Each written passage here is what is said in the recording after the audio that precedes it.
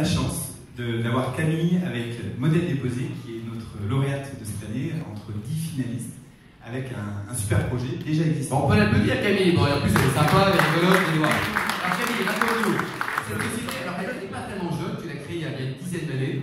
La marque c'est Modèle Déposé, donc on parle de quoi? Alors, Modèle Déposé, nous effectuons des recherches documentaires, notamment des recherches d'antériorité de modèles, c'est-à-dire sur le design des objets.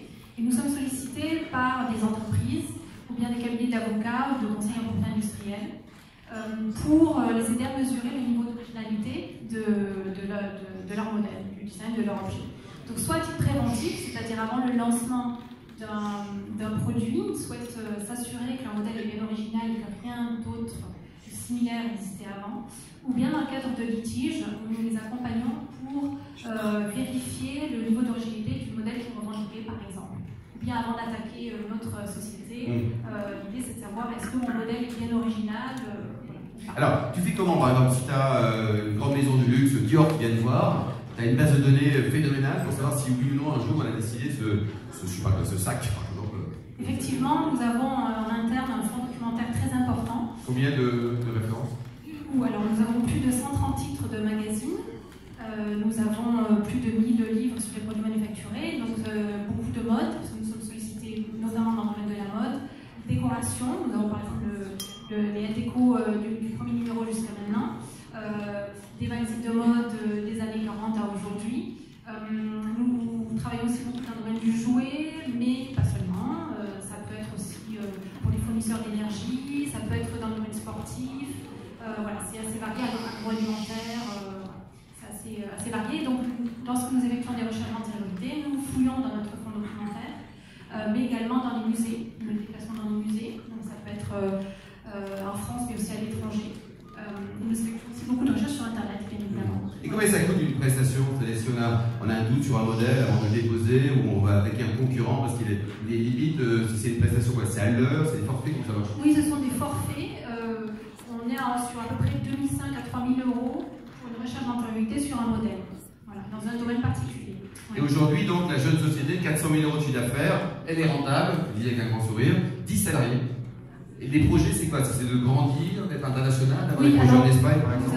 Nous avons effectivement deux projets particuliers. Le premier, c'est une bibliothèque numérique.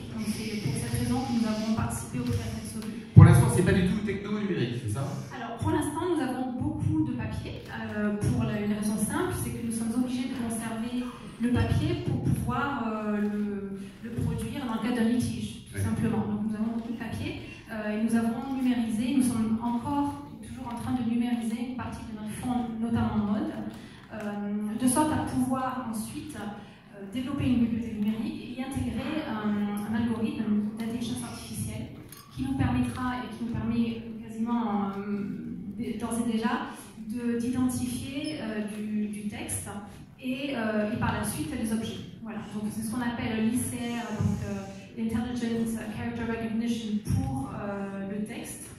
Et ensuite, il y a pour le centre d'objet. Voilà. Le capital de l'entreprise, pour l'instant, tu as 100%, tu es un dictateur avec ta boîte, mais il faut bien l'ouvrir un peu si tu veux grandir, non?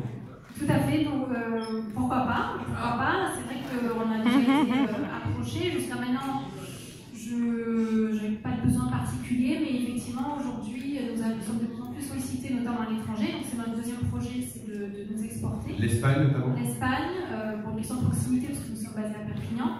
Et parce qu'il y a certainement des besoins aussi, puisque nous sommes les seuls à proposer ce type de service en France.